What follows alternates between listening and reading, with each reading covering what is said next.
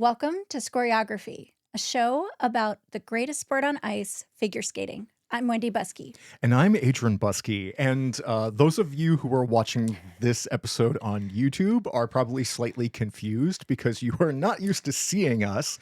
And you're probably slightly alarmed or I'm amused. Some of you are probably like, oh my gosh, that's not the faces I expected to see to go with those voices. But here we are. We are making the pivot into video.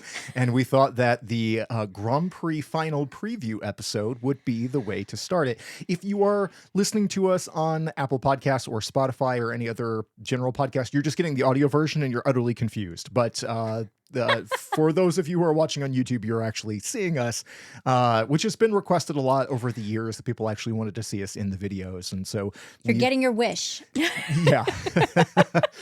This is a little bit of an experimental format for us. So you're going to see us evolve this and learn and change. And you know, it's going to be a growing experience. So I expect that this will evolve a little bit as time goes by. And you're probably going to hear us be a little bit messier than usual because I do so much audio editing to the regular just audio only versions to just really clean them up, and I won't be able to do that as much in the video. So if you hear my stutter a little bit more, or if there's things that aren't as clean as it was previously, that's why just in video it's going to be a little different. But in any event, what we're here to talk about is the upcoming Grand Prix Final. Yeah, and I mean, we've been leading up to it for what feels like so long, and yet it's only been 6 weeks. But the season has felt like forever at this point, honestly. And yeah, it has felt like really, really long. Yeah. Yeah. And I mean, it's been exciting. There's been a lot of like kind of arcs to it already. But I feel like the best place to start is kind of what I feel like is, at least in terms of who's probably going to win, the most predictable is the men's event. So, Adrian, let's talk about that. Sure. So the men's event, I mean, your obvious front runner is Ilya Malinin from the US. I mean, that's an obvious nobody's front runner questioning feels that. So like an understatement. Yeah. I mean, Ilya is the class of the field. He has the most powerful technical of any man ever in this sport. He's pretty consistent. I mean, his jumps are extraordinarily strong. His artistry is growing all the time. His skating skills are improving all the time. His scores are astronomical. Well, his score right now, if you look at him versus the second qualifier, Yuma Kagiyama, he's leading by almost 50 points. So, I mean, he's going to have the worst skates he's had in 3 years to not win this. Yeah, and Ilya is capable of having some problems. And we've seen him, especially when you go to his like U.S. Nationals performances. Every once in a while, he has a fluke day where there are some falls, and Ilya falls so rarely that when it does, sometimes it's kind of shocking. Yeah. But his program layouts are enormous. He has so many quads. I think he skated 6 at his last Grand Prix. Yeah, in Canada, whenever he broke his own world record. Yeah. Yeah. So if we look at Ilya, so he won Skate France, the first event of the season, and then he won Skate Canada, the third event of the Grand Prix qualifier season. And I mean, he's won everything he's been in so far. And I really feel like the story of this event is really the rest of the men. Because, I mean, and that's in no way a disrespectful statement towards Ilya. He's just so dominant that it would be quite shocking for him to not win this. Yeah. However, I feel like it's kind of anybody's guess on the rest of the podium. I normally would have said Yuma Kagiyama is like your second strongest man, but he's been really inconsistent. Even having 2 wins this Grand Prix series, they haven't looked his strongest. He has the 2 best programs of any man in this season. I mean, his short and his free are both spectacular programs. We've been talking about all season that they are like the Olympic. They're made for the Olympics, right? Yeah. They are made for the biggest stage. They're extraordinarily The content designed. is chef's kiss. It's miraculous. It's so good. But his jumps just aren't quite as under control. No. Now, I appreciate that he is not trying to throw a technical in competition with Ilias. Like the last season, he was pushing himself so hard to try to get up close to Ilya's numbers, and you could see it was ruining his enjoyment of skating. And this season, he seems like he's skating much more for his own enjoyment, his own appreciation, and programs that are a lot more fun to do and that use what we called his humaness a couple of episodes ago to great effect.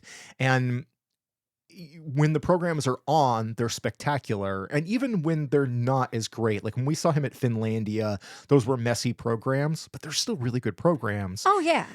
But so we're looking at, and we talked about Ilya, like his season's best total score overall is 333.82. Absurd. Absolutely That's absurd. an Olympic number, right? Like that's That what is we would have expected, like maybe at the Olympics. Olympics times 1,000. Like, it's a ridiculous number. I mean, to be fair, it's probably, on par with what we were looking at with Nathan Chen when he won. Right, yeah, So Nathan Chen it's still has higher, the yeah. highest number of all time. Yeah. But Ilya did broke his own world record for the free skate. So, but if we look at Ilya's numbers, his season's best short, 108.87, his season's best free, 228.97, world record for that 333.82 altogether.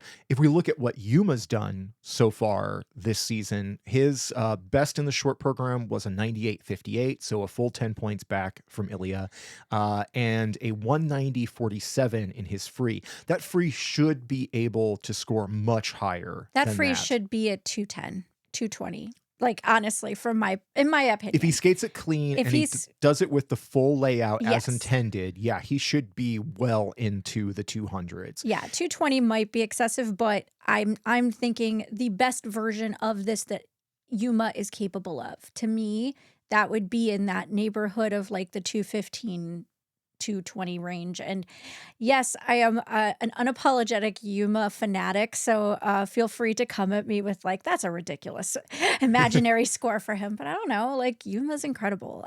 So I do think all of that's possible. Do I think he's going to get that here? No. Honestly, I think if he skates the way we've been seeing him skate, he should still absolutely make the podium, and ideally still my hope for him here is he cracks 300 like as his total score. I think that would be a fantastic goal for him, like leading towards Japanese nationals and the Olympics. Agreed. Yeah, I think that should really be the goal, is just to level up the ceiling of these programs. Yeah. But he does have hot competition for, I mean, if we're assuming he's really competing for the silver spot, he wants gold. Everybody wants gold. Of course. But beating Ilya really comes down to Ilya beating himself. Correct. So it's that fight for silver. And for Yuma, his toughest competition is also from Japan with Shun Sato, who is not the expressive artist that Yuma is, but he has some of the best jumps in the business. His layouts are really strong. Both these programs are great, and he has been so consistent this season. That is the word. He is the king of consistency right now. He is doing incredibly well throughout the season. And I honestly, looking at what we have seen so far to date, I would lean towards favoring him here over Yuma, just because I think he's the most likely to come in completely ready to show up at his best. Yeah, I agree. Yeah. So I'm really curious. Like, I mean, granted, it could be said that like he's been doing so well, you could, expect the downfall, but I don't. Like, he just looks like a man on a mission, and his coach especially just needs more hype because he's so low key. Yeah, Shun came in first at Cup of China and came in second at NHK Trophy, but that was right behind Yuma. And in that event, I mean, I was kind of on the fence on it because I kind of thought Shun should have won that. So in reflection, like I know, I think during the episode we recorded, I was like, no, Yuma should have won. And I'm like, I think that was my heart talking and not my brain, because having gone back and taken a closer look, I actually do think Shun should have taken that. But it was very close, though. It was close. But yeah, I think Shun is definitely the spoiler for that silver position. And if you look at his season's best total of 285.22, it's only 2 points back from what Yuma has done. Now, Yuma's ceiling is probably quite a bit higher just because of the quality of his skating and what he can Exactly. really turn on.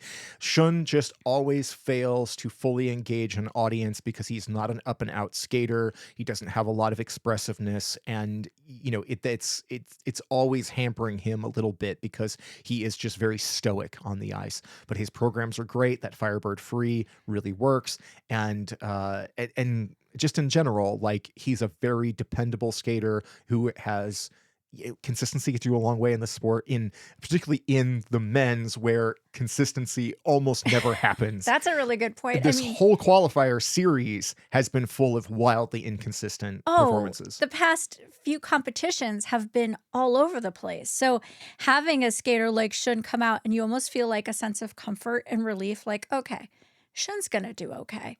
Like he might make a mistake or two, but he's gonna be fine. Yeah, Like but you everybody else, the other 3 men here are all wild cards. Oh, absolutely, because Adam Shoham-Fa came in here as the 4th seed. He was 2nd in both of his competitions. His score is not too far behind in terms of what his, like, season's best is. It's a 280.95. That's only, like, 7 points behind Yuma, 5 points behind Shun, and that's him with a lot of mistakes. So, Adam on better days can crack that 300 mark as well. So he's not out of this. It's just a matter of which Adam shows up. That's always the thing with Adam, It is that is. sometimes you're gonna get messy, broken down programs that you can see the promise of, but just don't quite work. But he's also the guy who famously came from 19th to the podium at Worlds a couple of years That's ago. gonna haunt him forever. Oh, yeah, In the I mean, best way and in the like, okay, yeah, guys, I get it. but it really does cement him as the guy you can't count out, because Yes. even if he was in last after the short program, it's no guarantee you can keep him off the podium because he's capable of extraordinary things. Yes. And he does seem to rise to adversity. Like, if he is, running behind, he seems to do even better. But he just doesn't put together two great programs like side by side We haven't seen at it in a least in while. a while. I like both of these programs, and as he tends to do, they're connected programs, so one leads right into the other, and I think that that's something he likes to experiment with. He's done that in other seasons, and He's an artiste yes, with an capital A. and it creates a real story arc, which I really enjoy. And Adam stylistically is probably my favorite of all of the guys in this competition, but you just don't know what you're going to get. And I think that is where it's hard to kind of put your money on him, because you just don't know what you're going to get. And this whole season, I think that he's just been, he was recovering from injury. I think he's had boot problems. Like, there's just a lot of little issues. And the last time that we saw him compete, I think we saw a lot more of his joy in the skates, Yes, I and agree with that. that And felt promising. I agree. I am curious about what we're going to see with Mikhail Shidorov, because he is our reigning world silver medalist. He is another person who can crack 300 if on his best day, because his technical arsenal is outrageous. And I think he's changing one of his programs. I believe he is going back to an earlier short program, Okay. which is confusing to me because the short program is the one that I kind of liked. It's his free skate that I don't care for. Same. So I'm a little confused about some of the choices there, and maybe what I read is wrong. I'm hoping I'm wrong, and that it's actually the free that's being flipped. But what I read said it was his short that he was going back to an earlier program. Well, He was going back to Dune. And Dune was his long program. That's why I'm confused. You could look at Jason Brown and how he took Riverdance, that was a long program, and turned it into a short program this season. So it's possible, but I would love if we see Shidorov doing his Dune program as his free skate again. Yeah, and it worked so well for him at Four Continents and Worlds last year. And the free skate that he's had all season is that Fifth Element program. It's not working. It's not working. It doesn't look good. The music edit isn't great. I just don't enjoy it. And like, Misha is a wonderful skater, and he always just comes off as such a great human being in general. I love rooting for him, and his come up over the last couple of seasons has been wonderful. But it is a struggle to watch these programs and to really get behind them because I just don't feel like I connect to them. I don't feel like he connects to them. That's the thing. It's like I'm missing very much like last season, we kept talking about missing the Yuma-ness of Yuma. In this season, we are seeing that. Mikhail feels like a dialed down version of himself. And I miss that enthusiastic, kind of vaguely chaotic, but in this very kind of upbeat, almost like whimsical way. Like there is something about Mikhail that feels just so bright. And I just haven't seen it yet this year. And I think we saw one exhibition that he did, and that was the only little glimpse. I was like, oh, well, there he is. And so it's like, it's still there, but it's not in the competition. And I don't know what's different, if it's just the pressure of now you are the reigning world silver medalist. So that's a lot, like He's the going into hero this of season. Kazakhstan, right? I Like mean, that's something yeah. to carry on your shoulders, and And yeah. he wants an Olympic medal. Of course he does. And on the right day, he can absolutely attain one. It's just so far, it just has not looked as strong. But again, his season's best total is a 282.22. That is still in that same ballpark as those other three men we've already talked about. Right, yeah, So, because Adams' top so far this season is 280.95, and right. so Mikhail has a little bit of An an edge advantage over over him. that. Yeah. No pun But intended. but there's just, 5 points between, Mikhail and Yuma. And Yeah. and Mikhail is perfectly capable of bridging that gap. So with a return to a previous program that has worked better, and if it is Dune and that Frio would be glorious. I think that you could potentially slot him up higher in your expectations, but we just haven't had a baseline for him this season to say he's looking ready to peak here. Last season, he wasn't spectacular on the Grand Prix. He really came in hot at the end of the season, and if he's poised to peak at the end of the season towards Worlds and the Olympics again, I mean that's your best case scenario, but he would do himself a lot of favors if he could do well here. Agreed. Your wild card is absolutely Daniel Grassel. And it's kind of amazing that he made it here in the first place.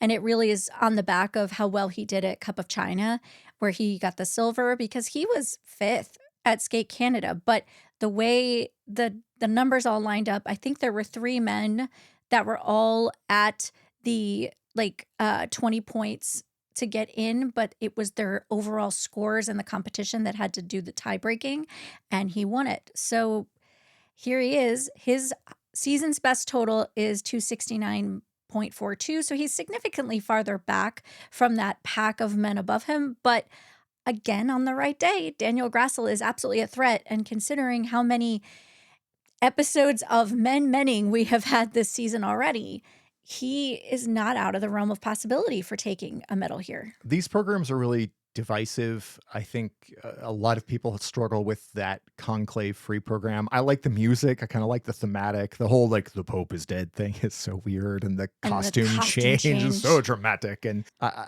Daniel has not been like as strong so far this season as I think he was last season, and he is capable on the right day of bringing it together, but he's had under rotation problems and staying on his feet. And when we saw him at Skate America, he was much looser. And it was Yeah. the fact that he came in fifth there and then still made it to the Grand Prix final tells you a lot about the state of the men so far this season, because it has been just all over the place. Yeah, for So, sure. Well, we are now at the end of our competitors, which is always the best part to me about the Grand Prix it's final. concise. It is It's concise. concise. But to be fair though, I am sad that Kazuki Tomono did not make it. He was one of those other men at the 20 points that Grassel was, and Yeah, who are our alternates for this? he is our first alternate First here. alternate is Kazuki. Yeah, So, so I if mean, anyone fails to appear, we will see Kazuki Tomono, but considering when we are recording this, I haven't heard anything about that, so I don't think that's yeah, happening. it's highly unlikely, but But yeah. regardless, I'm sad he's not here. But that said, I think we need to pick our podiums. So I'm throwing it to you, no pressure, to go first. Ilya Malinin, USA first, Shunsato, Japan second, Yuma Kageyama, Japan third. I am going to say Ilya Malinin first, Shunsato second, Mikhail Shidorov third. it hurts to say that, but if Shidorov changes his programs, I think he might get it. Yeah, I think that it's gonna be curious to see, like, what Yuma pulls out here because I want Yuma to kill he it. could come in and be spectacular. Yes. So that's just we're just gonna have to hope that he can, because what I want from every one of these guys is just spectacular performances. Of I want course. to see them at their best. Like this kind of competition, you don't want weak sauce, right? We No, I want to want see, everyone at their yeah, best. I want to see them like all at top form, and then it's shaking out however it does. But I kind of expect Yuma to peak a little bit later in the season than where he's at right now. But also, particularly for the Japanese men, they are only a couple of weeks away from the Japanese nationals that will decide who their team is. And there's, could be some sense of like holding on to a little bit of your energy in order to be ready for that event. But also, the Grand Prix final is pretty darn important. So, yeah, I don't Yeah. know.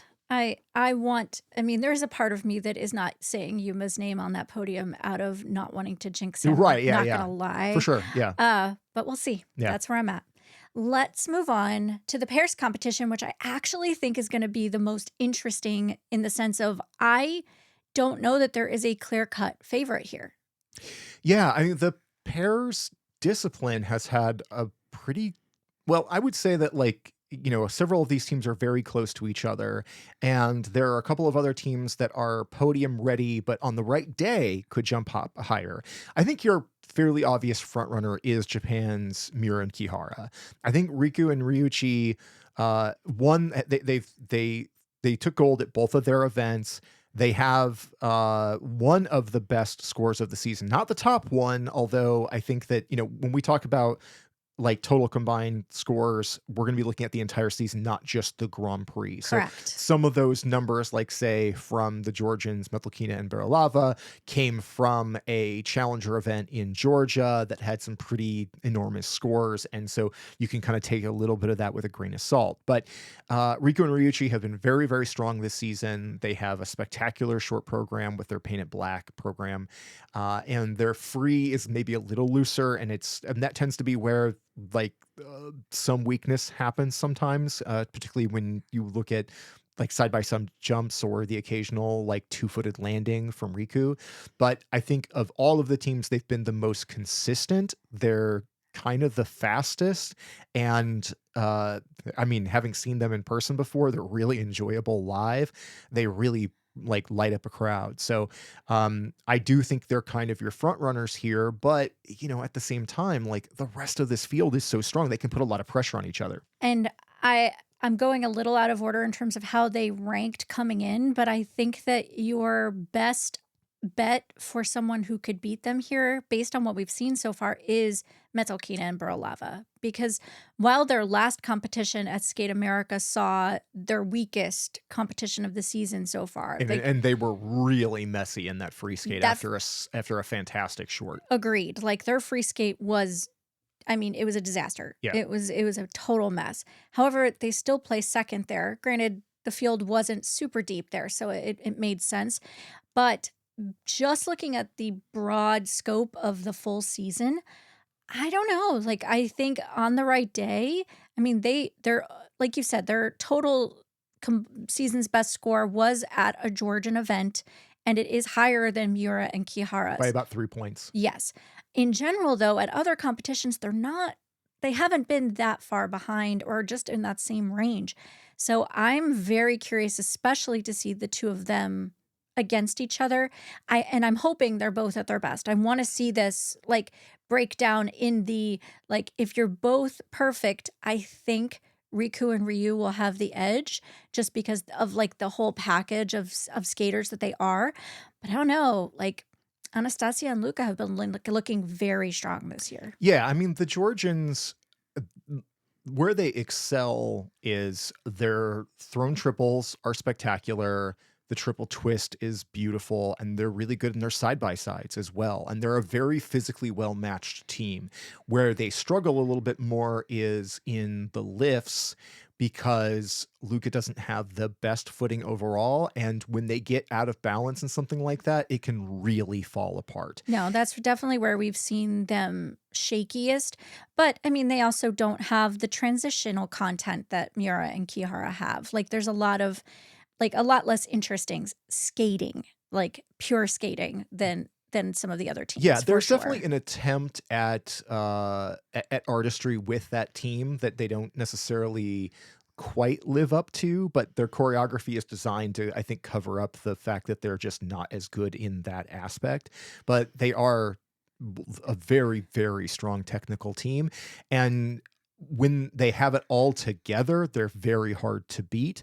But there are a lot of weaknesses in their technique and in their day of stuff. Now, when we saw them at their last event, they had a kind of freak accident in the warm up where in a triple twist, like she hit him in the face on the way down, and that may have impacted the troubles that they had later on. It's hard to say. It like skating is a holistic sport. Like everything that happens off the ice or before the competition still affects everything that's on the Of ice, and so course. that can have a big impact. Just like how tired people are coming to this event or whatever. So, but yeah, you definitely can't count them out. They're really, really strong. Yes, and even though similarly we've seen some shaky performances from Minerva Hasa and Nikita Volodin, they are, so typically good at this event. Like, they usually come in hot to the Grand Prix final, and they are absolutely capable of winning this whole thing. I think it's just we've seen more holes so far this season. They just haven't quite locked in. And maybe that's good because that means that they're going to peak later so that when we get to the Olympics, they're going to be coming in like absolutely ready. But I'm not quite sure what to expect from them here. Minerva and Nikita have some of the best skating skills. And they're just so complete and elegant. Like, they just read as such a complete team to me. Yeah, they're extremely well matched. Very expressive. They bring a lot to the performances, and most of their technical is really good. The problem is them being weirdly inconsistent this season. And I think, if you look at their last event at Finlandia, they blew a whole death spiral in the short program and And still still were in won. and still won and we're still in first, which you could say is a testament to the complete package of their skills, but considering how close it was between the other teams was a little bit of a questionable outcome. And I adore Miniki. I mean, this is a really, really strong team. And like you said, in the last couple of seasons, they've been really dominant in the Grand Prix. And to see them come in here, I mean, their total is right there in the same kind of neighborhood as Metlakina and Berlava and Mir and Kihara with a 221.38. That's 1 point away from Mir and Kihara's top for the season and a couple of points away from Metlakina and Berlava. But again, grain of salt because that was not at a Grand Prix event. All things even that everybody performs at their best. I think they would be the team that would be most likely to take the title, but we've just seen a few too many weird mistakes, oddball falls. Nikita particularly didn't look real secure so far in these qualifiers. Yeah, especially at Finlandia. Yeah, and that's unusual because Nikita is an extremely strong skater. So I'm hoping that it was just a fluke and that they come in here looking much more like we know they can be because they have all the goods. It just has to be delivered. Yeah. I think your other teams that are going to be vying for that spot, Conti and Machi, Stellato, Dudek, and Deschamps, Pavlova and Sviatchenko, while their scores aren't like wildly far apart from each other, they are kind of a ways back from those other three teams. That said, we've seen really consistent skates from Conti and Machi. So Yes. I actually think they're going to do great here. Like, that's my expectation because I have no reason to think they won't. Like, they have shown to be kind of the most consistent to me. Well, and if you look, I mean, outside of Pavlova and Sviatchenko, 5 of these teams have been world medalists. Yeah. These are, a couple of these teams have been are world champions or are reigning world champions, so this is a pretty elite group overall. And even though some of them have maybe, when you look at like Stiletto Dudek and Deschamps, like they've been a little further back this season, they are capable of extraordinary things. And I don't 100%. think that they're at their ceiling with the score that they've got with their total of the No 213.40. way. So Deanna and Max are always capable of bigger things. I feel like they've been kind of experimenting with stuff this season to figure out how to bring something that's even more exciting and a little bit more dynamic. And they've got that backflip, the assisted backflip in the short program, which is crazy. I love it. I love it. Not everybody's thing, I but know. you can tell a crowd loses their mind whenever they do it. It just reminds me of how much I love Deanna. Yeah, Like, and yeah. how ballsy she is. Yeah, and it's exciting to see just anything new, Yeah. I think that pairs is an event where so many of the elements you're going to see kind of over and over and over again. And so to see things get freshened up is really important. That's And true. to see something that does set a team apart from another is important. But And I know that Deanna and Max actually, I believe, were at Warsaw Cup recently doing, because I think it had been since Skate Canada since they competed, so getting a little bit of a warm up yeah, it's been a ahead while. of Grand Prix Final was smart. I don't think they cracked 200 there, but they still won. So not their best performances, but I'm glad they got that out of the way just so that they're more prepared going into Grand Prix Final. So I think that was really smart overall. Yeah. I think what you were saying though about Conti and Machi, the Italian team has been really exciting this season. Yeah, and they just seem to, I mean, even with mistakes, I feel like they're getting better. Like their programs are working very well on them. They're just, I don't know, they have something. And I feel like especially with the Olympics being in Milan, like I don't know, I am really looking at this team to just keep getting better and better to peak at the right time. Like I have my eye on them. Yeah, I think of all of these teams outside of Miura and Kihara, I think the programs I enjoy the most are from Conti and Machi. And while we haven't seen them skate perfectly clean yet, which means that that total of 209.88 should have a higher threshold. They've always been compelling. They've been really exciting. They are so invested in what they're doing this season, and their partnership looks so strong. So some of the other teams have felt, I think when we're seeing at the end of their programs, you're looking at like a Hasa and Volden or a Metalkina and Berlava, and you can tell that they're kind of upset with where they're at or frustrated that they're not performing where they should be. And then I think when you watch Conti and Machi, you're seeing a team that know they haven't hit their peak, but are driven and excited about it. It's just a very different kind of energy. So, we know that when this team really shows up, that they can be spectacular. And I think they're a very good shot at the podium. Yeah.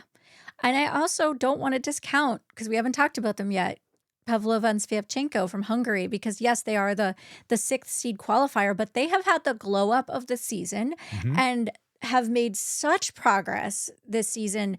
They are absolutely contenders here because, like we were talking about with Shunsato, they are consistent. And somehow that makes you feel comforted watching them because you don't worry about what mistakes they're going to make. Like they may make one, but it's not going to affect the rest of their program. Like they very much look like they've found a formula to like control that and make sure that even if they have an error, it's not the program gets thrown away.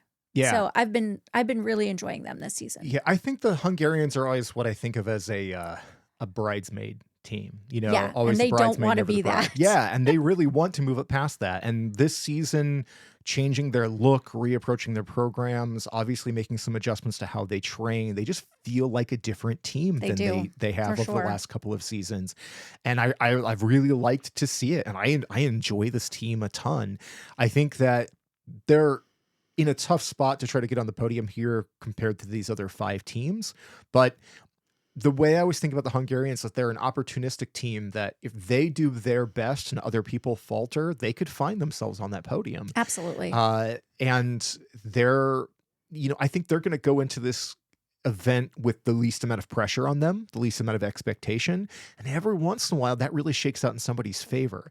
I don't really think that's kind of the direction it's going to go here, but I do think that they're positioned to make a good show for themselves and position themselves well for the rest of the season. And yeah, I mean, I think that their new programs this season maybe don't have an incredible amount of identity, but they just look way more professional than their programs over the last couple of seasons. And they're not as compelling as some of the stuff that the other teams do, but they are enjoyable. And again, they've been pretty consistent.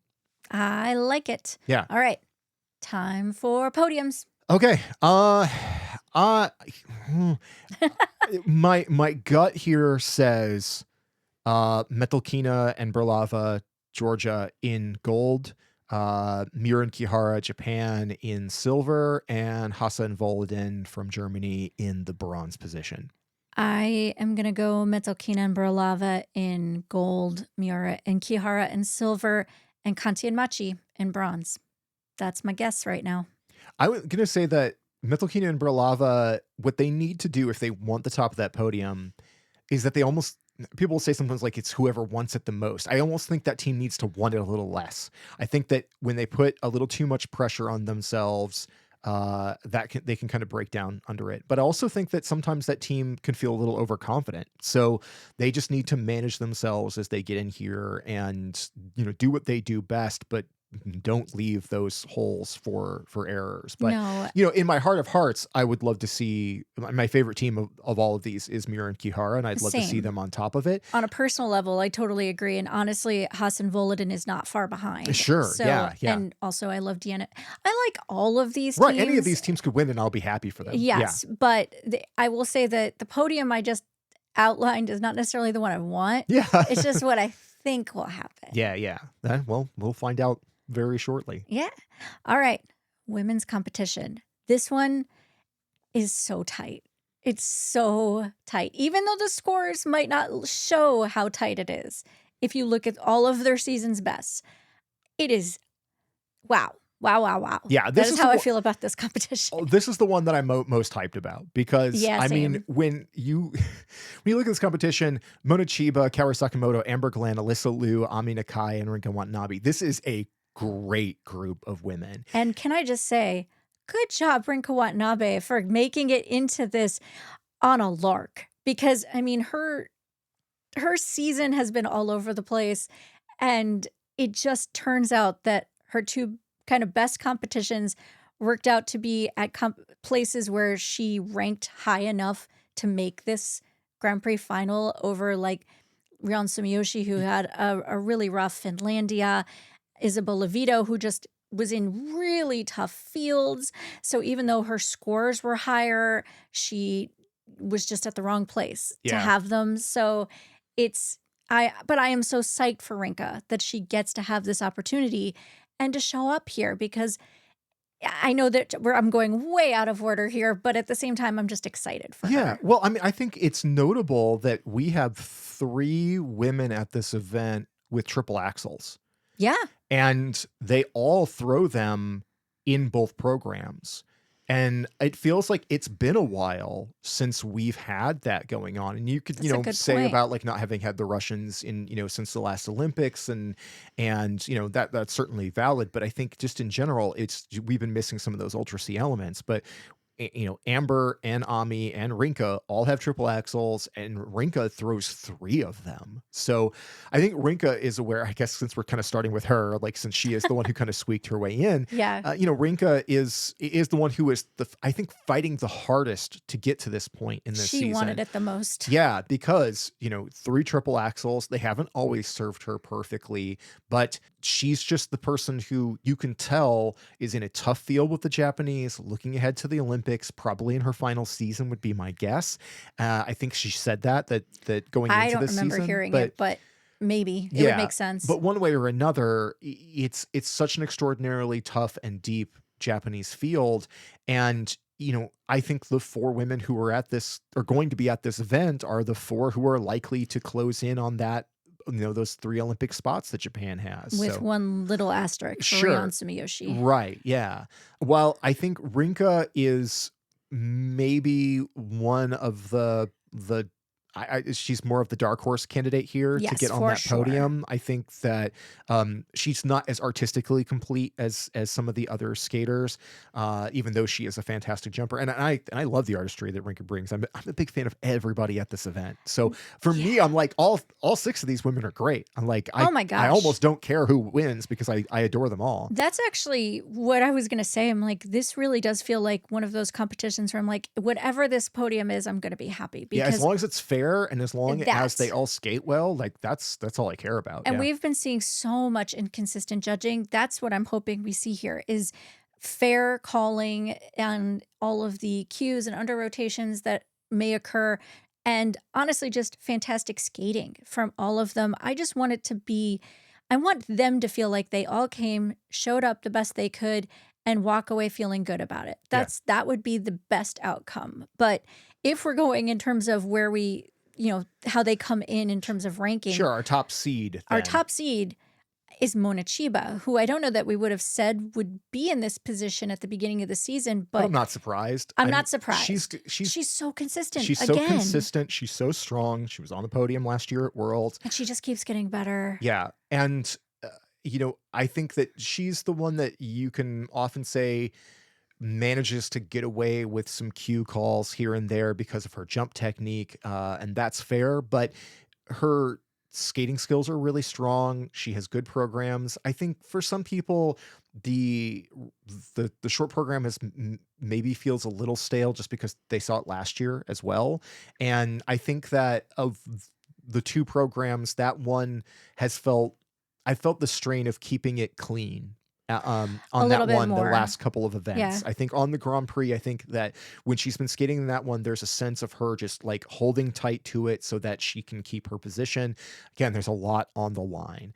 I love the Romeo and Juliet It's so free. good. It is so good. And I love the transition at the very beginning where the music starts and she just lights up. Yeah, It's just like, she just takes on the character immediately. It's this hard shift. Yeah. it is such a dramatic improvement over the years with Moni to just see how far she has come. And I loved seeing her fight at Finlandia, like how hungry she was to win that competition. You could feel it, you could see it. She had this delicate, gorgeous skate, and then when she was done, she was like, "Yes!" Yeah, Like she's aggressive and she's just it like was, throwing fists and like getting crazy and I loved I everything about loved that. I it, love that energy. Yeah. and I think if she's coming in here with that, everyone needs to watch out, Yeah, I mean, I think that, Moni coming in your top seed is well deserved and but not with your highest score. right, yeah, exactly. Because I mean, if we go to our highest score, and I mean, we're talking by like, well, I mean, A by tenth of a a point. tenth of a point over somebody else, but 10 points over Moni, it's Japan's Kaori Sakamoto. And Kaori, this is Queen Kaori, right? Like And she's a it's her three-time, last Grand Prix it's her final. last Grand Prix final. She Every competition's gonna be like, it's her last Uh, insert I competition know. I name, mean, and it's like like, it's a tearjerker. If you're a Cowboy fan, every one of these events is super loaded with emotion on top of it. But she is a three-time world champion. She is the reigning world silver medalist, and of all of them is capable of the biggest score, the best threshold, the best, most complete program. Cowrie at the top of her game and clean is nearly impossible to beat. Uh, but but that doesn't always happen. Now, yeah. what we saw from her at the NHK Trophy in Japan was spectacular. She was absolutely beautiful there. Did still have some minor issues, very small, but I think Like edge calls yeah, and cues. cues, yeah. But she came away there with her best score of the season, was just 227.18, which at that extraordinary performance is only a tenth of a point ahead of Ami Nakai, but not completely flawless. So there is a little bit more room there. Can she duplicate those performances here? Is going to be the question. Right. And And can Ami Nakai continue to hold in terms of how great she has been in her introductory senior season? right, yeah. And we'll get to her in a second. Yes. But yeah, I think with Cowrie, it's just trying to keep consistent with those last performances, bring that big energy. The crowd will be behind her. Again, coming into her final season as one of, I feel like, the greats of the sport at this point. I think, you want to see her do spectacular Of here. course. And these programs have really grown on me, and I mean, I've liked them from the beginning, but it's Cowrie. She's spectacular. So it really just comes down to just skating as well as she can. I mean, which is, true for It's true for everybody, but everyone. it's hard to analyze it more than just don't mess up, right? Sure, just say that. Yeah, That's what yeah, the coach just says, like, yeah, "Don't mess up." yeah. But then let's talk about Ami Nakai, Yeah. because we've mentioned her several times. So Ami is the ultimate dark horse of this season, Yeah. and she came in fresh from juniors, bright-eyed and exuberant, with a couple of incredibly charming and compelling programs.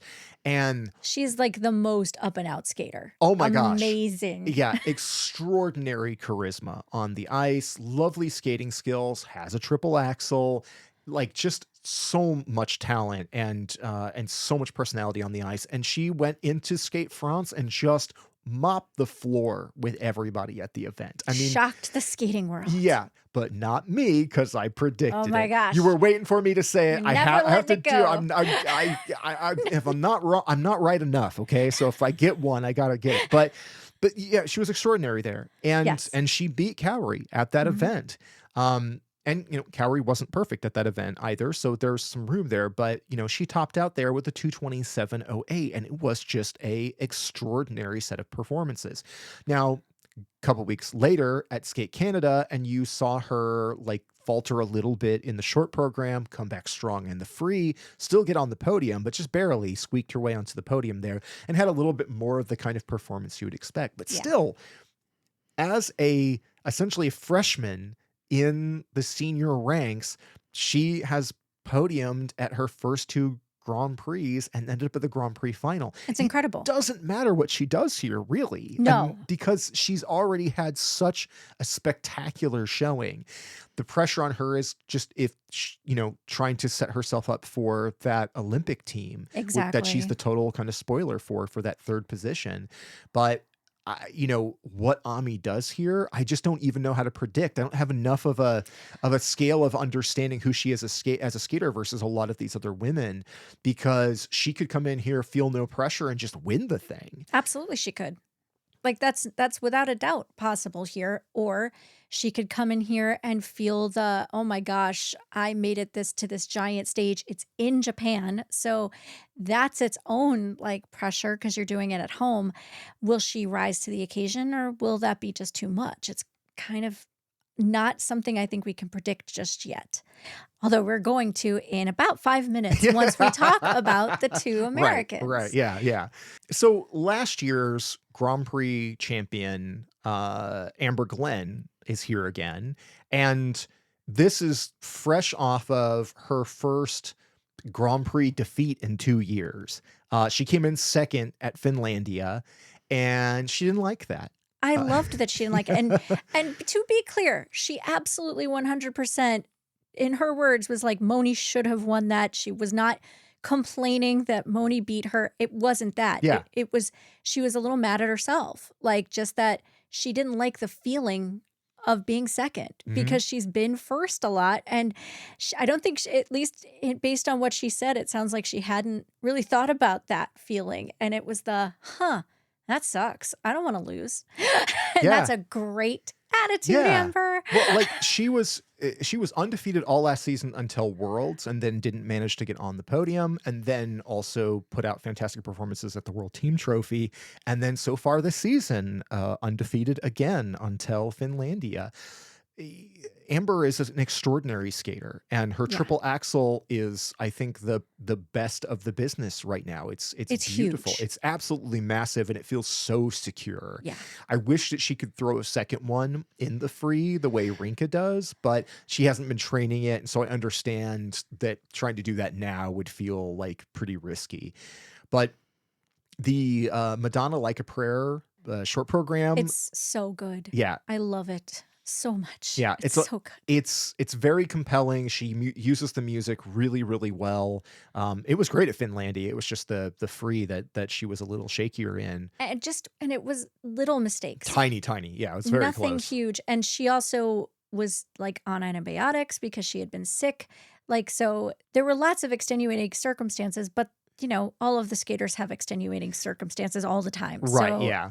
I appreciate that she didn't, like, lean on that in terms of, like, talking about the loss and attributing it just to that. She was just more like, "Yeah, I don't like it. Yeah, but I she don't was wanna so lose." relaxed going into the short program there Yeah. that it just, like, she got done, she came off the ice, and she was like, "I could just go do a whole 'nother short program." Yeah. Like, she wasn't breathing hard at all, like, she's so well conditioned, now. We just saw today she had just done a photo shoot, with a Oh, photographer, and those photos are spectacular, and she looks incredible in them. But, again, you wanna talk about conditioning, you can see it, right? Like, you yeah. can see it on the ice, you can see it in the pictures. Like, Amber is a machine. She is ready for this moment. So, if she comes in here with her mental game in place, which she has really seemed to be locking down over the last couple of years, like, she's really, really hard to beat. And, And even yeah, though her total season's best is not in that same range of calorie and what Ami has put down. I think it's a 214.78. But both of like her Grand Prix and at Lombardy, I believe earlier, like she hasn't had to like totally clean skates. So we don't know what her ceiling is right now. So I think she absolutely could get into the 220s. It's just she hasn't had that day yet where both programs have locked in to get her there. If she can do that here, she's absolutely going to contend for that top spot. right. And then, of course, the last woman in this competition is the other American The and reigning world the reigning world champion. champion, Alyssa Liu. I think it's kind of funny to be talking about her in this as as the reigning world champion, but maybe one of the skaters with a little less expectation on her. Now, her season's best score is nearly equal to Amber's. Yeah, they're almost tied. Yeah, and, Alyssa took second at Cup of China, which was her first Grand Prix medal ever. She took first at Skate America, although, there is some argument that maybe, Rinka Watanabe should have won that event over her. I really think it could have gone either way It was based pretty on, tight. yeah, but regardless, they both made it in here, which I'm very excited about.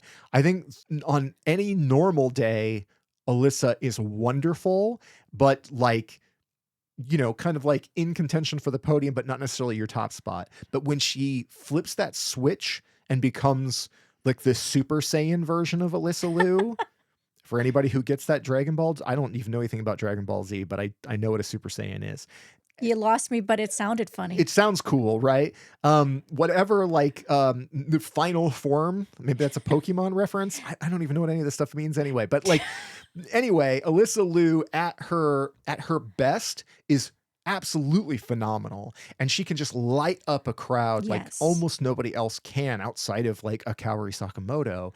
And she has the advantage of enormous charisma, but at the same time she's in an event with Kaori Sakamoto and Ami Nakai, who are all charisma machines. I don't So know though. I mean, and I think it's also curious because like I mentioned, we're in Japan.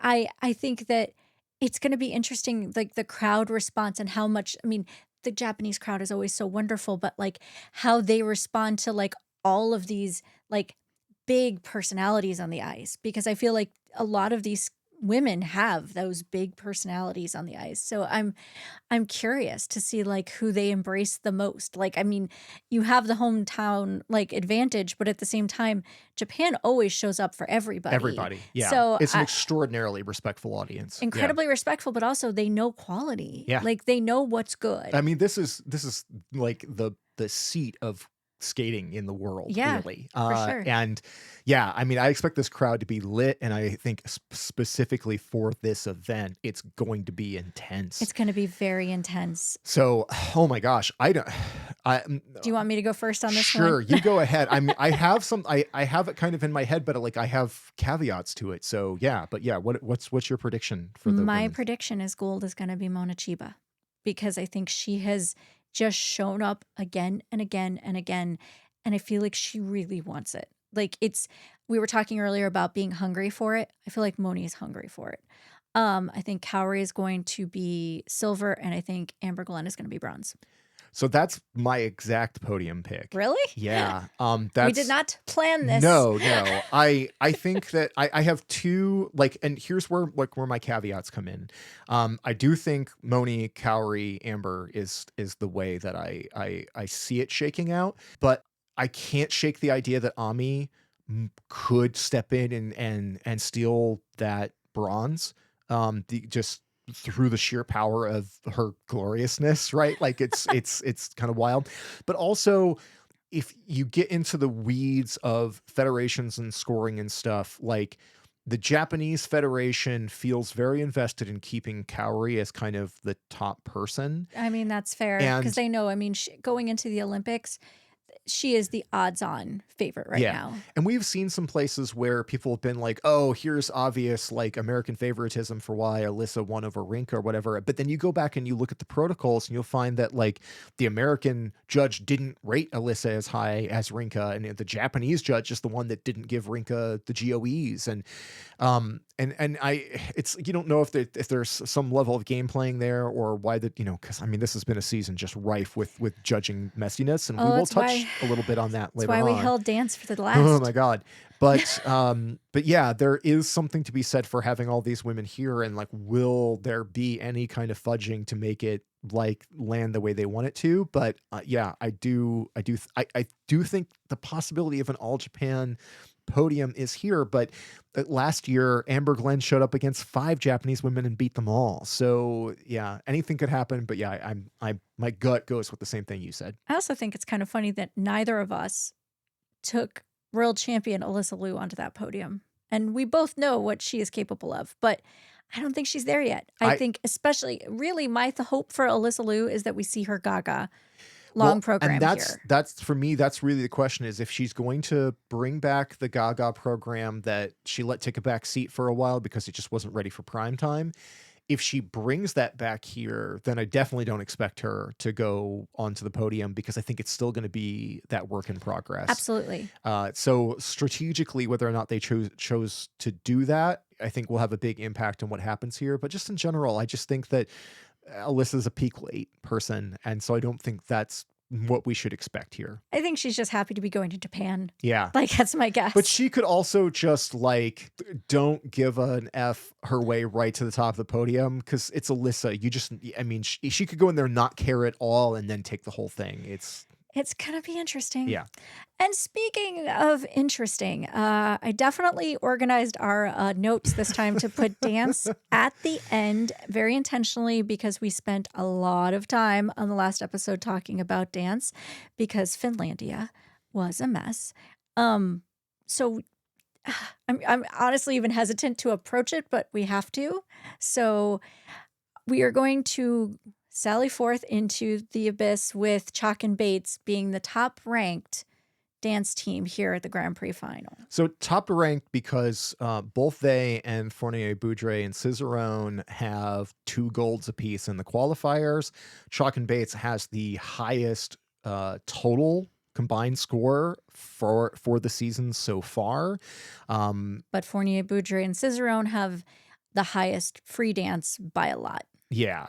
And probably would have, by most estimates, scored much higher at the Finlandia Trophy had there not been some pretty messy judging at that one. Particularly in the rhythm dance. Yeah, and we talked a lot about that in the last episode, and it's like a big part of the overall conversation in the figure skating world. It's just like what a mess that was in the scoring. But, going back to Chalk and Bates, I mean, I am a Chalk and Bates fanboy. I love their skating. I have been such a proponent of them for years. And in a lot of ways, it's because they're like one of the first ice dance teams I ever saw that I just fully connected to. Yeah. That they were so avant-garde to start off with. And now they've become, the top team over the last, I mean, they're 3-time world champions. 3-time world champions. And I think they're just an extraordinarily strong team.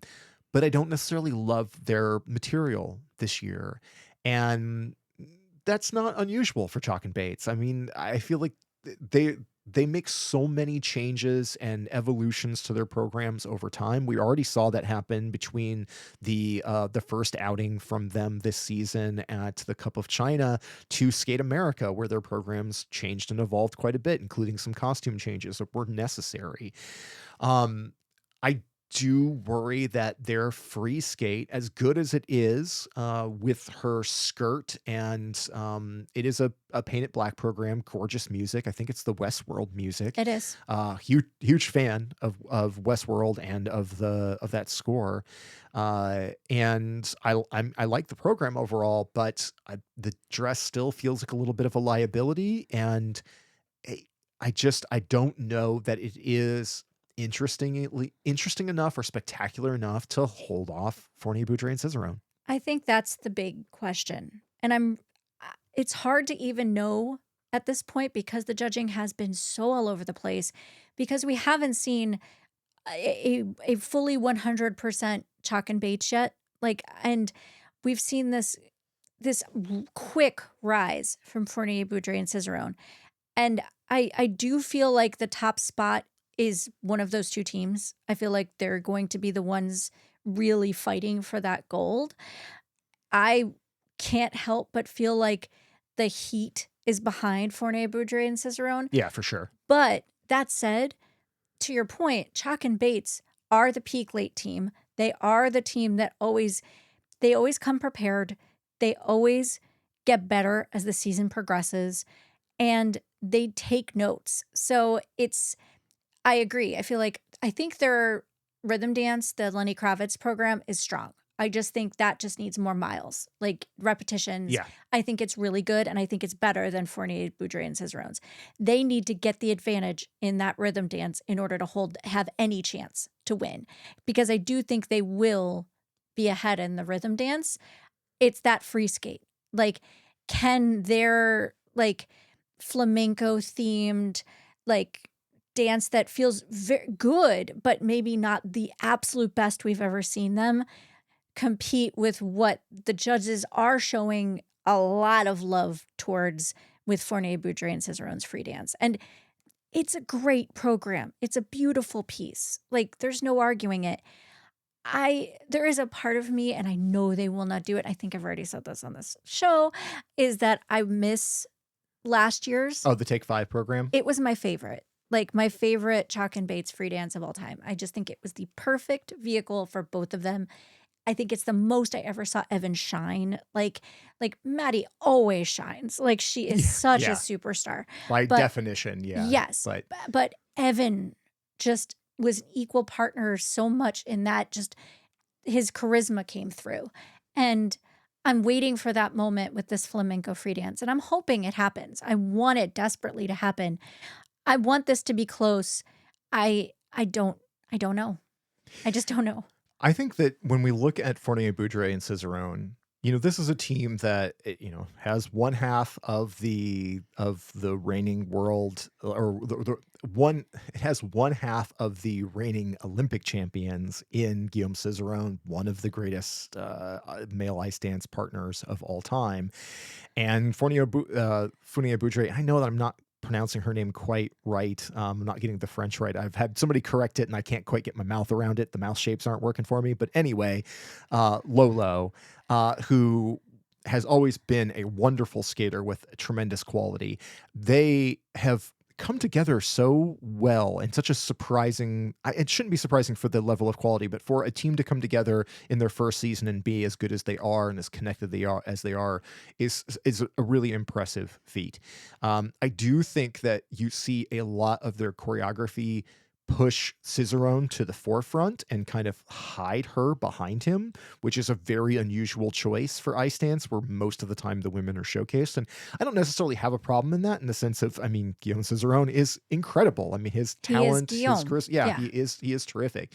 But there are places where it does kind of push him to the foreground and have her almost hidden behind him in places, which is choreographically something that I don't always enjoy. I do think that their voguing whacking program, one, we know that it feels like it's a little bit of a rehash of the whacking program that he did with Gabby at the Olympics, which was extraordinary. And even though it has been evolved quite a bit, even just in the 3 times that we've seen them, I feel like when we saw it at Finlandia is kind of the least impressed I have been with them just in that program. Yeah, I agree with that. I think that that's completely fair. It just felt a little more hand wavy and less precise than we've seen from them previously. So even as good as a program as it is, I think that we need to see them tighten that up a little bit. I mean, my expectations are giving away. I mean, like I feel like they're almost guaranteed to win this unless they have some extraordinarily obvious mistake. But I think that the vulnerability for them is in the rhythm. What I'm really most curious about here is what we see for bronze. Because if you look at the scores so far this season, you would have Fear and Gibson, who were the 3rd ranked qualifier with a 2:10.24 as their season's best.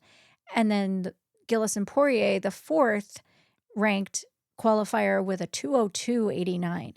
So that makes it seem like there's, a clear cut answer between those two teams.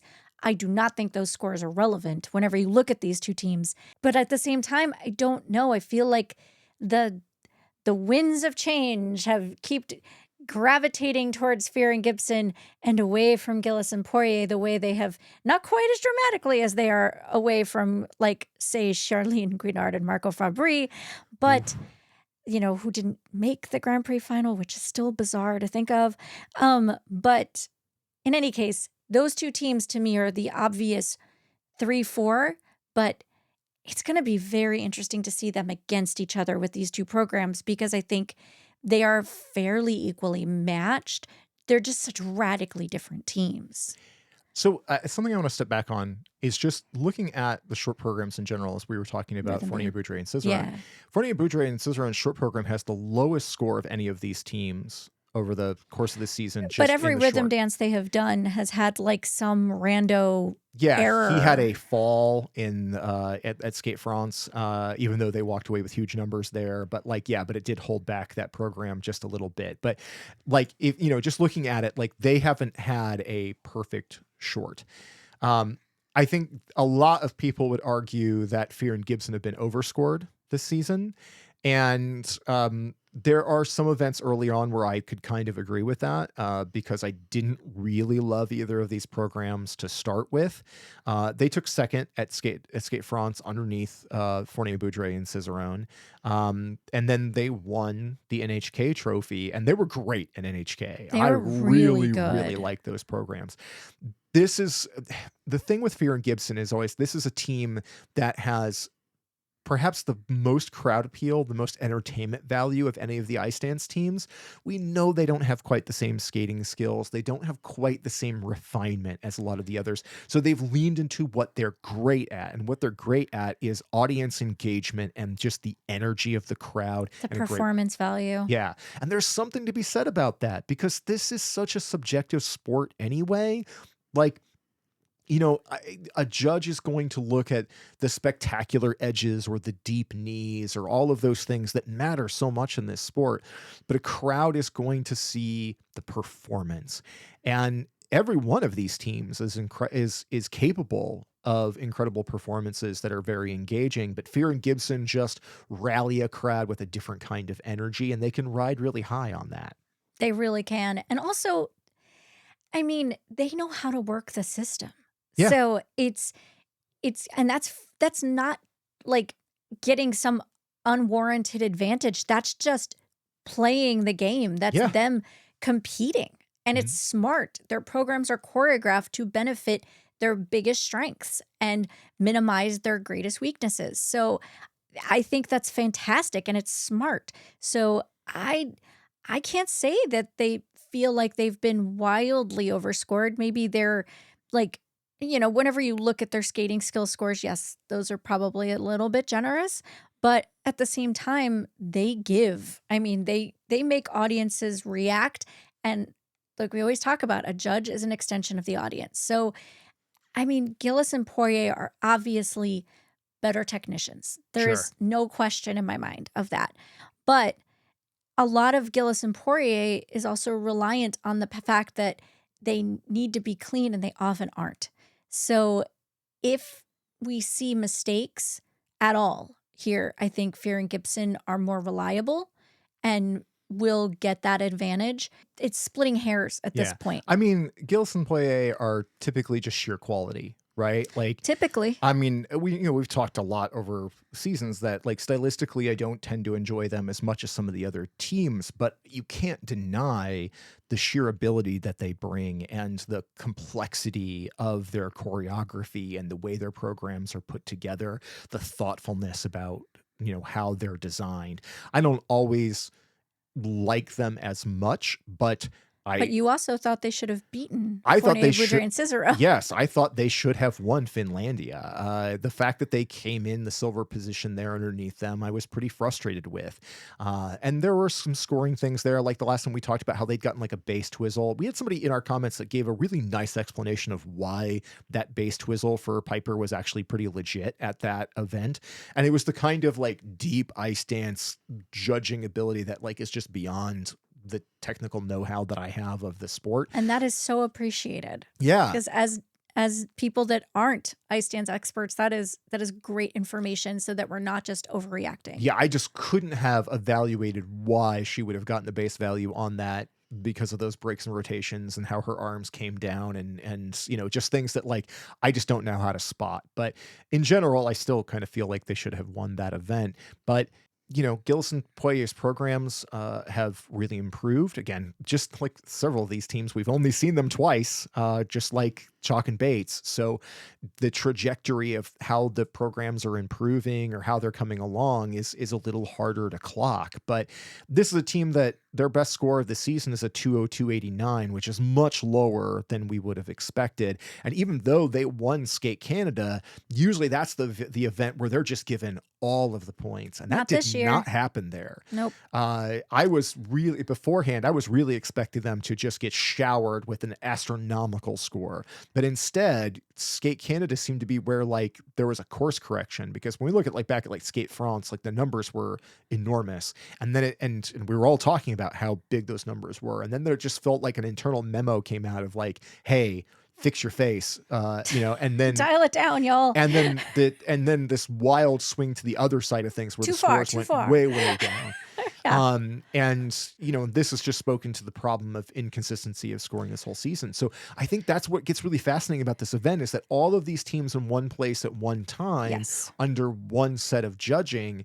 Will we get what feels like fair judging? Will we get consistent judging? Will it look like the last few where like nobody can get higher than a 2 on a midline step sequence or something? Right. How Or much will- politicking are we going to see super visible? Right. Or has the criticism that the ISU has gotten over the last couple times caused them to course correct in the wrong direction, which Well, is also entirely possible. And that's something I was going to mention too, I don't want to dive too deep on it, but I did see a post from Anything GOE that an ISU spokesperson actually did confirm that they are undertaking a review on inquiries regarding the ice dance event at Finlandia and the judging there. So it is being taken seriously. Who knows what that means in the long term, but it at least means that it wasn't just the fan reaction and the skaters, saying some things at press conferences, that it actually has leveled up enough where enough people spoke up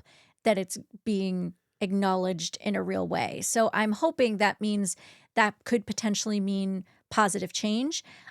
In ice dance, I never know. That could be lip service. I hope it's not. I Yeah. really hope it's legit and that they are taking it seriously. Yeah, I want that to be addressed, but I also hope that that doesn't lead this event to have some sort of wild skew in another direction that Yes. also doesn't feel earned. Earned is the right word. I Yeah. want all of this to feel earned. So Because if every one of these teams comes in here and then scores 30 points over what they've done the rest of the That- season or something, I mean, that's not what will Yeah. happen. But, and I know what you mean, though. in ice dance, like, a change of a few points can feel pretty drastic. Yeah. So, what that will mean, again, particularly for like Gillis and Poirier, like if they're able to get the numbers that they would more expect, because they were one of the teams that was openly unhappy with the way they were Well, scored at and the they're last also the event. reigning silver medalists in the world. So I understand why they're getting scored significantly lower. They're going to be a little like, what changed? Yeah. Like the rules didn't I don't know, change. ask the Italians. That's exactly right. Yeah. And they'll be like, come over. Yeah, We yeah. have things to Yeah, they're discuss. like, "Oh, you have something to complain about. Like, go talk to Charlene and Marco." Yes. When we talk about the other two teams that are at this event, though, you're gonna get like a very different kind of story They're because just happy to be there. right, yeah, because with the fifth seeded team is the Lithuanian team of Alison Reed and Saulius Ambrlavicius, who got third at Skate France and then were second at Skate Canada. And this is a team that's competed probably more than anybody Oh, of yeah. this, because they have been competing since the Olympic qualifier, and they look terrific. And of all of the teams, they've been skating the absolute cleanest. Like they've been so precise, so strong. What I thought was interesting in getting ready for this episode was looking at how consistent their scores have been. Like they had like one competition where things were a little bit amiss, but the rest of them are all in this same like few point range. So for all of the wildness that has been happening in ice dance, they have consistently been getting around this same score that is what, a point and a half behind what Gillis and Poirier came in with as their season's best. So that's amazing for this Yeah, they've team. got a season's best of 201.05. So breaking 200 for this team, really terrific. This There's early, yeah. Yeah, their season's best in the short is 80.98, season's best in the free 121.19. And while this is a team that is not typically in like the top three, kind of more of like a top six-ish kind of team, we also saw them take bronze at Europeans a couple of years ago in a extremely memorable performance. One of my absolute favorites. I've watched that one so many times. They did that in Lithuania, so they had a hometown advantage, but it was completely earned because they were flawless at that event. They were phenomenal. Their material is much better this year than it was last year. I think that they have one of the better rhythm dances, For sure. because this 90s program thing has not worked on Highly everybody. questionable. And their free skate is this kind of like house trance techno kind of song that it feels like an odd choice, I think, until you get to this event and they're going to feel so different from everybody else. I mean, both they and Fear and Gibson are going to be markedly different from the rest of these teams. And I called it counter programming the last time that we saw them, that it really feels designed to make them feel separate from the rest of the pack by just skating something that nobody else is doing. And I questioned that early in the season, but after seeing them at Skate Canada, I stopped questioning. So now we haven't seen them in quite a while. They haven't Yeah, it's been competed a since minute. the third qualifier. So hopefully they're still in that. They should be well rested and ready to go out there and hop into this. But this is a team I think has nothing to lose at this event. So I'm just excited to see if they can deliver at this same level. And even those earlier performances, there's a few times we saw them skate a little safe, like in their rhythm, where you could tell that they were just trying to make sure that they were very clean and very precise. But when they skate free, there's a joy to this team that is, I find, very infectious. So Mhm. I'm really looking forward to seeing them here and seeing Same. what happens. I feel the same way about Emilia Zinkas and Vadim Kolesnik. I think he, they seemed so shocked to even make it. I think everyone was shocked when you see the three alternates that they came in ahead of. The Grand Prix is what it is. It's all about which competitions you get to go to and where you rank at them. So, yeah, the teams that they are ahead of here were Lajoie and Lega, like Le Preve and Brosseau and Guinard and Fabry. That's mind blowing in and of itself. But getting this sixth spot here, coming in with a score higher, like as a season's best than Reed and Amber Levickas, it's interesting. And they're a young team. They're excited. They have made huge improvements this season. And I'm just excited to see them here because what I want to see is them just go for broke, because even more so than Allison and Solius, they have absolutely nothing to lose. What's on the line for Zingis and Kolesnik is an American Olympic spot. I mean, that's That's fair. the big thing, but You're them not just wrong. being here To is me, is the advantage is a there. huge advantage going into that selection process. Now, how they rank will affect things, but we have two American teams in this Grand Prix final, which is pretty wild. And Kind of and that shocking. other team isn't Carrera and CPOM, Pomerenko, right? yeah. Yeah. So yeah, Zingis and Kolesnik getting here is a big deal. So they were silver at Cup of China with a great result there, and then third at Finlandia, but that was third behind Lolo and Guy and Piper and Paul. So, that's a pretty powerhouse podium, to be very alliterative. And their top scorer of the season it's not even it's maybe about half a point Right. behind Yeah, Gilson Poirier. Now, exactly. that's Gilson Poirier with a base call on a twizzle and not the scores that they're Sure. looking for or are used to getting. But Zingis and Kolesnik have been so energetic. Their programs are really strong. Their rhythm is fabulous. It uses the 90s theme to perfection. The energy of it is so great, and they skate it with verve. I mean, like, Amelia sells the hell out of that rhythm She dance. really She's does. really exciting and very compelling. Well, And their Romeo and Juliet program is a full storytelling on ice kind of program, and really works.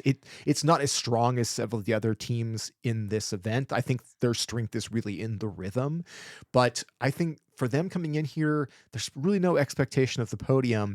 The expectation is to just deliver really strong skates that tell the US Fed that they are an Olympic team. yes, I think that's exactly right. And what I was going to say is, I think that this team has already proven that they are consistent and that they are hungry, and that the international judges like them. So they wouldn't be in this position if not. Like, they're ahead of those three teams, based on how the cookies crumbled, sort of like Rinko Watanabe, in terms of where people competed all across the Right. Yeah. season.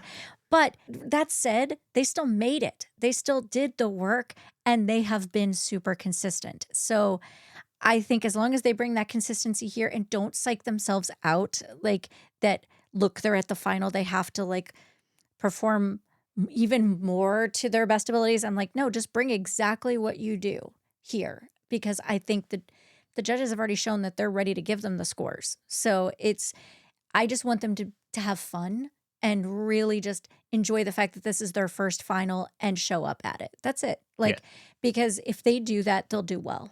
I mean, the two teams I'm most excited to see are Zingis and Kolesnik and Reed and Ambrosius, Oh, because same. I don't Absolutely. think either of those teams are favored for the podium. No. So I don't think they're coming into this with that kind of pressure. I So can't imagine either of them even getting close to that. So have fun. Just be good. yeah. Enjoy Japan. That's Right, it. exactly. Oh my gosh, like, you get a trip to Japan. That's That alone, you yeah, win. super exciting. So All right, okay. let's talk about actual predictions.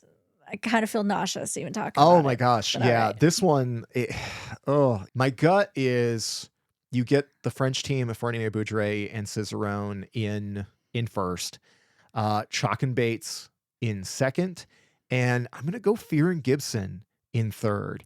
And I I've got layers of confusion about, like, whether it'll be them or Gilles and Poirier, or if they could jump up, because I mean, one mistake from any of these teams could shake up everything. If we go Absolutely. back and look at Gilles and Poirier having a fall in the rhythm dance at the previous Grand Prix, and that dropped them out of podium contention. Last year's final. Yeah, it doesn't take much when things are so close. But we can also see sometimes teams like Fournier, Bourget, and Cicerone can have something it's considered a fall and have it have very little impact on them. Chalk and Bates are very capable of taking a spill, because if any of these people are a little prone to it, it is Maddie. Maddie Chalk, and she's skating with a skirt, and as terrific as she is, that could be a liability. So it could go a lot of different ways, but that's how I'm sitting with it. What about you? I'm gonna say Chalk and Bates are gonna take it.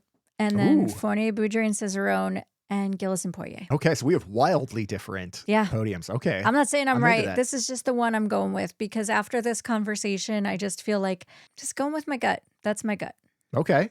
All right. Into it. All right. Well, we have some other skating news to Not dive too into much. just a little bit. I mean, you already talked about that there's an inquiry going into the skating at the last event. I really do think that having skaters of the caliber of Guillaume and Piper calling it out in press conferences essentially made it so that the ISU had to look into it. And I think that in particular, I think that the fact that that people are starting to name names as far as like, here's the controller, and you have a couple Yeah. events, people are tossing around that controller's name a lot and like really focusing in on I somebody. think that's been really interesting. Yeah, that most of the time, outside of some very specific controversial things in the past, I think most of the time your judges are rather anonymous, even though they are named and introduced at every event.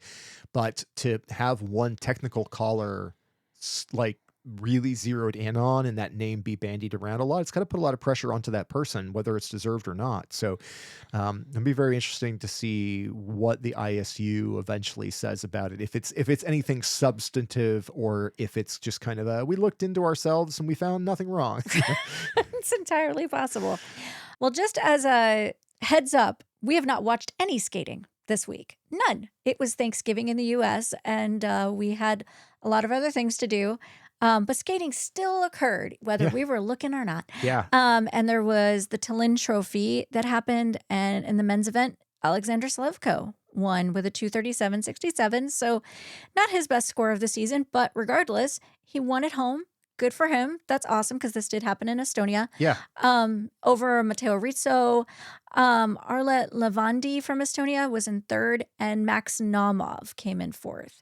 It wasn't a super high scoring event, but I did see that like those top four were only separated by like maybe less than 20 points. So it wasn't like a wide spread. Yeah. I mean, a 2:37.67 is not an extraordinary score, But it's good for Alexander, especially with only one spot for Estonia. Yeah, that he's fighting his brother for, really. Oh God, that has to be so weird. That's gonna be awful. But Alexander's had some really great performances this year, and his short program it's killer. Is awesome. So good. And I mean, I always really enjoy his skating, and more than anything for Max Naumov. I mean, fourth is maybe not what you'd look for at this event, but you got to go to Talinn. Talinn looks awesome. It always does. Every time I've seen any of the stuff from that city, I'm always like, man, I need to go to Estonia. Like this place looks really cool.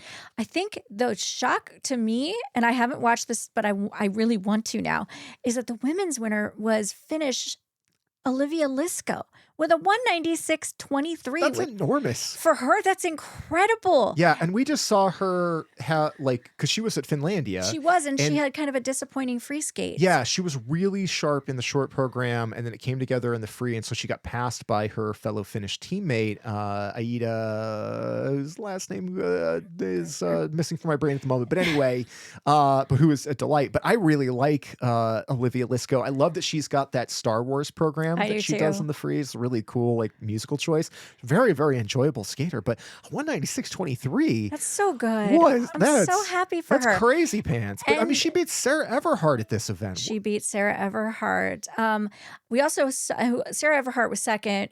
The U.S.'s Alina Bonillo came in third, and she had her, I think, highest international placement and score ever. So good job. Huge, yeah. Big deal. Fourth was Nina Petrokina coming back from injury. So I'm glad she at least got to compete and just start her season. Yeah, it's a shame really she couldn't late. do better at a home competition, but she's had no season. She's had no season. But a lot of expectation. And then Star Andrews came in fifth here. Yeah. So I'm just blown away. I'm so happy for Olivia. We got to hunt that down. I really want to. Do you know what Sarah got in her score? I think it was a 186, maybe something like that. So not bad. Like, no. but closing in on 200 for Olivia Lisko is wild. So I love it. I'd be really fascinated to see what that's like. Yes. And our ice dance winners were Olivia Smart and Tim Dieck with a 192.67, so not bad. Over Germany's Van Riesenberg and Stefan. The Toschlers were in third, and Ava Payton, Logan Bai were in fourth. So always happy to see a victory for Olivia and Tim. So, yeah. Very cool. Very, very nice. And I mean, that's a pretty decent competition, just that top four there. Like, Yeah, so I'm hoping the Toshlers had a better event there, even though they came in third. I really think they should be they're a stronger team than the Germans. So I don't know what went down there, but considering just how rough Finlandia was for them, I hope that Talinn treated them a little bit better. Yeah. The other competition I thought was worth mentioning was that the South Korean ranking competition was happening this past weekend, which for the most part kind of focuses on the selection for four continents and the team that's going to be going there from Korea. There was only, you know, for ice dance, there was Hana and Ye. So they are your team. Yeah. Cool. Yay. Yay, Hana and Ye. Yeah. But for the men's, Minkyu Seo won over Junwon Cha, which I think was the first time he's ever beaten June. So I mean, good job, Minkyu. Minkyu has been doing really solid this season, but he's still in juniors. Yes. So So, you know, June is still your top ranked senior man, but that's significant. yeah, well, and if you look at the scores here, I mean, Minkyu wins with a 262.84, respectable number for sure, particularly for a guy in juniors. But winning over Junwan, who only gets a 255.72. Yeah. So, I mean, you know, Junwan should be capable of a lot more than that, but that's been kind of the story of Jun's season, unfortunately. Unfortunately. Yeah, he just has not looked himself. He looks the best in his gala programs, but the jumps have not really been with him this season, and really want him to get it together by the end of the season so that we get an Olympic version of Junwon Cha that he deserves and we deserve as fans, because he's terrific. We loved you, June. In the women's, Jia Shin took the victory with a 216.20. It's a domestic event, but that's a big score. And from what I understand, had a great competition. That I heard her free skate was excellent. I think the free skate was like a 144, so huge for her. And I think it's wonderful because Gia has been she is the junior skater that moved into seniors that we've all expected to come in like a bulldozer. We thought she would be the Ami Nakai. Yes. And she may still be by the time we get to the Olympics. But this was a definite, I think, a great step forward for her. Yeah, she was really good in the early challenger stuff, and then didn't fare as well in the Grand Prix. So seeing her pick it up and do this here is terrific. Seeing Yujay Kim, one of the Kim twins, in here in second with the 204.99 is also really strong. Really, really great. But also not a bad performance at all. First over 200 score this season for Cheon Kim. So that alone is exciting. But Haeun Lee came in fifth here, but over a fourth place Seonyeon Jun. So as a senior over a junior, she still makes that four continents team. So that part's exciting. So their four continents team will be Jia Shin, Cheon Kim, and Haeun Lee. It does still lead us towards the who's going to make the Olympic team question mark, since there's only two.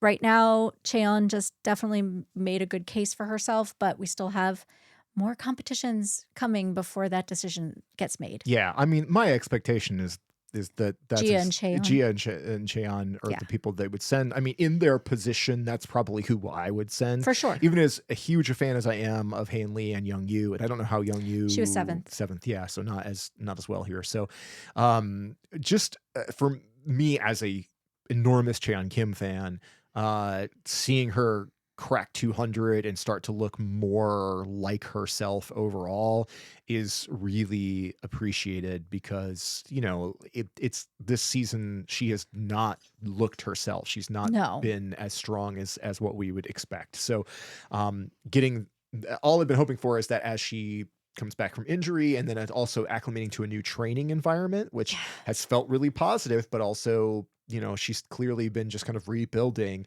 If this gets her closer to being the Cheon Kim of old, but like, you know, with this new happier Cheon layered on top of it, then that's the real victory. Yeah, I'm very excited for what the future could hold for her. So we'll have to hunt those down too. I would like to see those. Well, that actually wraps us up in our first video episode. Oh my gosh, yes. So yeah, thank you for joining us and putting up with the alarm of seeing us appear on camera for the first time. And hopefully we do not look as awkward as I kind of feel, and it'll get more natural. Yeah. I'm sure that, like, as time goes along, we won't be as like conscious of Like, all of this and don't look everything. at yourself. And Don't look at the screen. right, yeah, exactly. Like too many screens and buttons and stuff all around us to make this happen. But yeah, in the comments, let us know, who do you think is going to take these podiums? Who is going to top them? How things are going to shake out? Who are your dark horses, your surprises? I mean, all of these events have high powered individuals that are capable of anything on any given day, both extraordinary performances and lackluster ones. Disasters. Yeah, especially when So, we look at things like men's and pairs. Like yeah. those are the disciplines that are most likely to collapse under the weight of pressure and big technicals. But ice dance is a question mark because of judging, and the women's event is, I think, probably going to be the most compelling of all of them. Yes. And there's a lot on the line at that event beyond just what the podium looks like. So it's going to be a nail biter. I'm both excited and nervous. There should be like I guess it's just anxious, right? Like anxious is just excited and nervous at the same time. I mean, Uh, that's my second name. My middle name is anxiety, so yeah, I yeah. understand. So yeah, it goes along with us. So in any event, yeah, let us know in the comments how you feel about all of that. Let us know if you were watching this on YouTube. Like, did we look as awkward as we feel being on camera for the first time? Awkward. Yeah. And then we will be seeing you again after the Grand Prix to recap to recap it all and see how it all shakes out. And for Choreography, I'm Adrian Buskey, I'm Wendy Buskey. and we will talk to you next time. Bye.